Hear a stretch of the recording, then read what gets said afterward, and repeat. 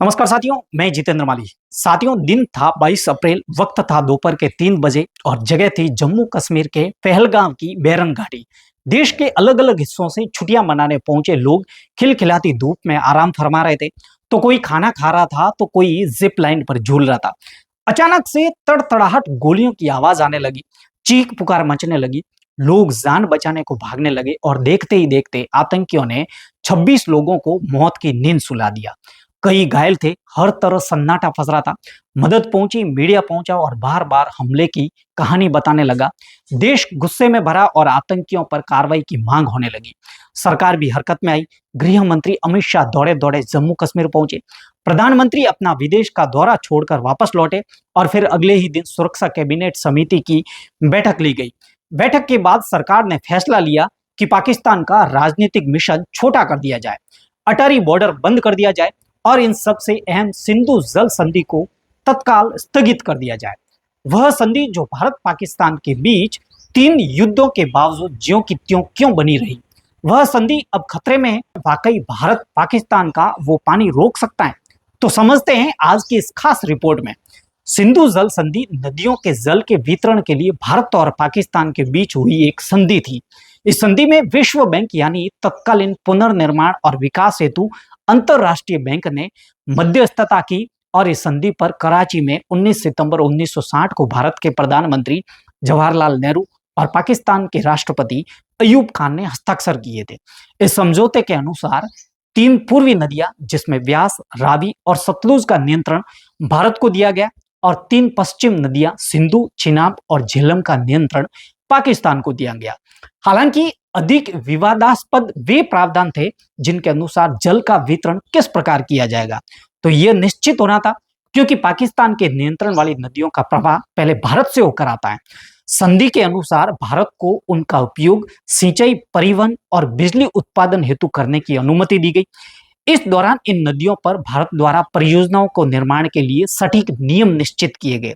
यह संधि पाकिस्तान के डर का परिणाम थी कि नदियों का आधार बेसिन यानी भारत में होने के कारण कहीं युद्ध आदि की स्थिति में उसे सूखे और अकाल आदि का सामना न करना पड़े। 1960 में हुए सिंधु जल समझौते के बाद से भारत और पाकिस्तान में कश्मीर मुद्दे को लेकर तनाव बना हुआ है। हर प्रकार से असहमति और विवादों का निपटारा संधि के ढांचे के भीतर प्रदत्त कानून प्रक्रियाओं के माध्यम से किया गया। इस संधि के प्रावधानों के अनुसार सिंधु नदी के कुल पानी का केवल 20% का उपयोग भारत द्वारा किया जा सकता है। जिस समय यह संधि हुई थी उस समय पाकिस्तान के साथ भारत का कोई भी युद्ध नहीं हुआ था।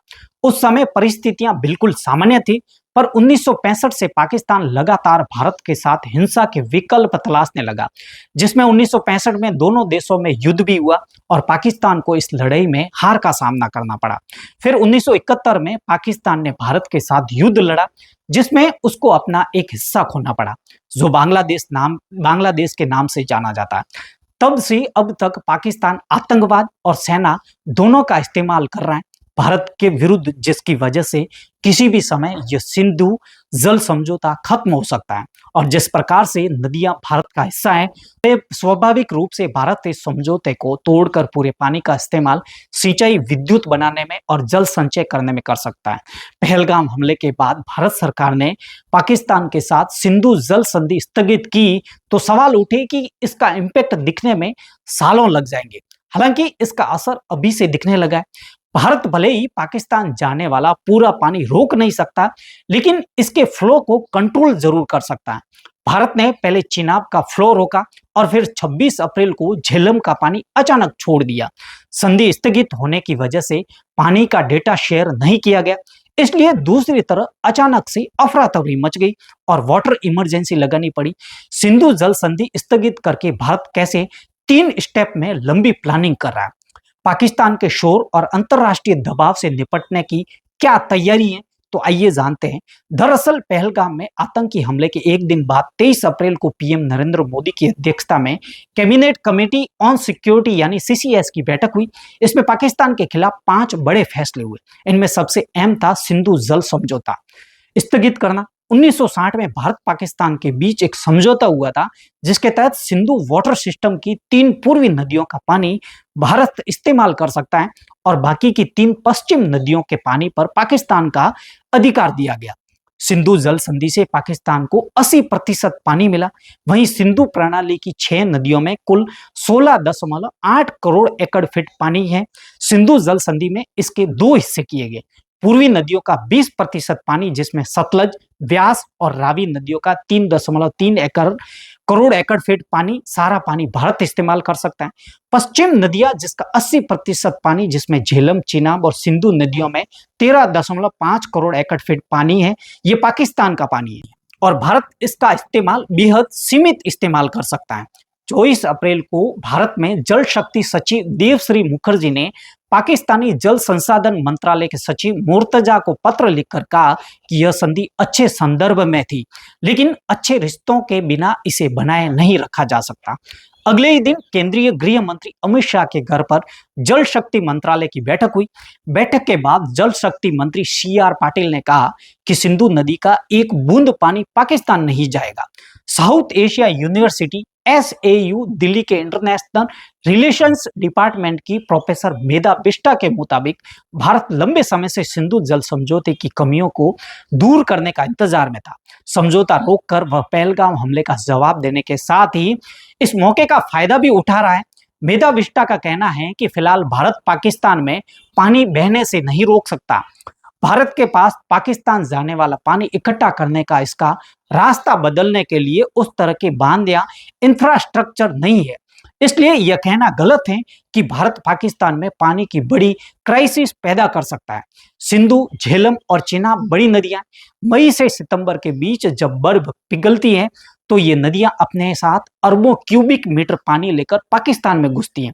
इनमें से चिनाब पर भारत के बगलिहार डैम, रतलेम प्रोजेक्ट, चिनाब की सहायक नदी मारूसुदर पर पाकलडूल प्रोजेक्ट और झेलम की सहायक नदी नीलम पर किशन गंगा प्रोजेक्ट शुरू किए गए। लेकिन इनमें से बगलिहार प्रोजेक्ट और किशन गंगा ही चालू है। दिक्कत ये है कि ये दोनों run of the river hydro power project हैं, यानी ये बहते पानी के फ्लो से बिजली तो बना सकते हैं, लेकिन इनकी स्टोरेज कैपेसिटी बेहद कम है। इसलिए पाकिस्तान जाने वाले पानी को बड़े पैमाने पर स्टोर नहीं कर सकते। प्रोफेसर हसन F खान पाकिस्तानी अखबार डॉन में लिखते हैं कि कम से कम इस मौसम में जब पानी का फ्लो तेज होता है तब भारत पाकिस्तान जाने वाला पानी नहीं रोक सकता।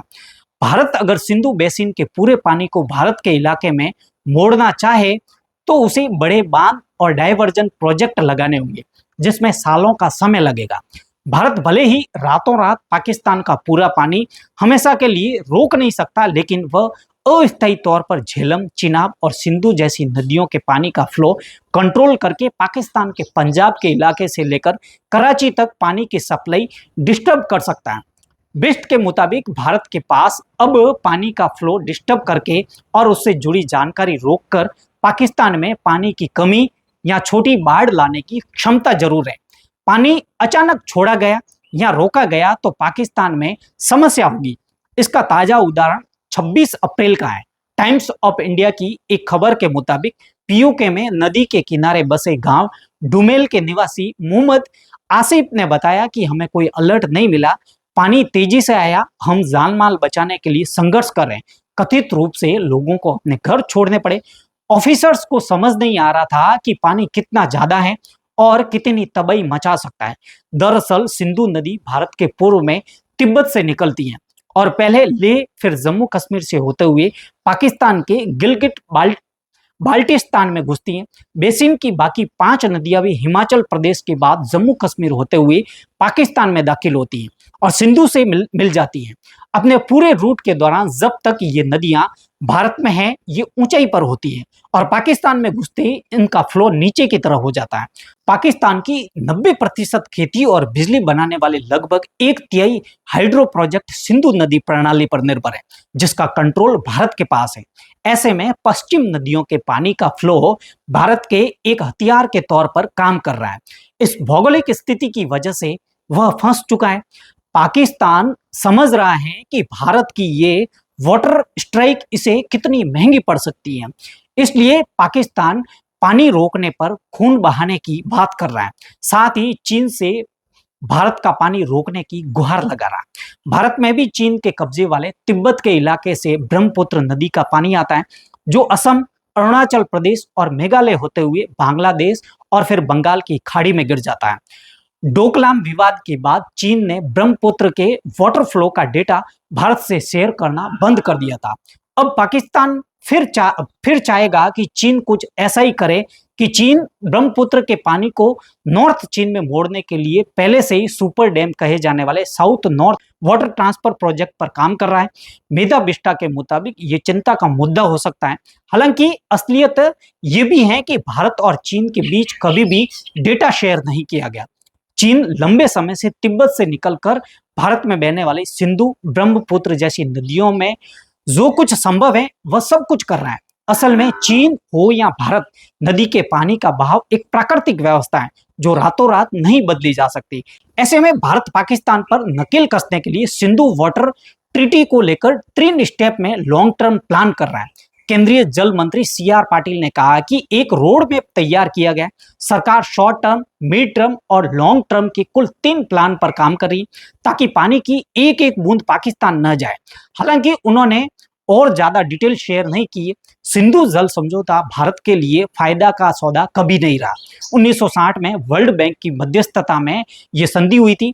तब भारत चाहता था कि पाकिस्तान की तरफ से हमले होने बंद हो जाए, लेकिन ऐसा हुआ नहीं। संधि के नियम के मुताबिक भारत पानी के इस्तेमाल में कोई भी बदलाव बिना पाकिस्तान की मर्जी से नहीं कर सकता। 2024 में भारत ने संधि में बदलाव की मांग करते हुए पाकिस्तान को एक नोटिस भेजा था, जिस पर पाकिस्तान ने कोई गौर नहीं किया। मेधा बिष्टा के मुताबिक असल में ये ट्रीट कई सालों से सस्पेंड ही है। अब इसे औपचारिक रूप से रोका गया है। भारत अपने फायदे का सौदा करने के लिए अब पाकिस्तान को बातचीत के लिए मजबूर कर सकता है। भारत सालों से नई सिंधु संधि चाहता है। इससे जलवायु परिवर्तन, पानी की मात्रा जैसे मुद्दों पर भारत अपने हित पर जोर दे सकेगा। संधि के तहत भारत केवल पूर्वी नदियों का पानी का इस्तेमाल कर सकता है। इन नदियों के 3.3 करोड़ एकड़ फीट पानी में से करीबन 94% पानी का इस्तेमाल भारत करता है।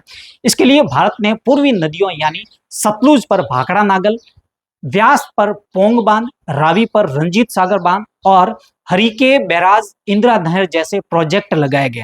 बाकी करीब 6% पानी बिना इस्तेमाल हुए पाकिस्तान चला जाता है। बचे हुए पानी के इस्तेमाल के लिए भारत रावी नदी पर शाहपुरा कांडी प्रोजेक्ट, सतलुज व्यास नहर लिंक प्रोजेक्ट और रावी की सहायक नदी पर उज डैम बना रहा है। इन पर पाकिस्तान लगातार आपत्ति जताता आया।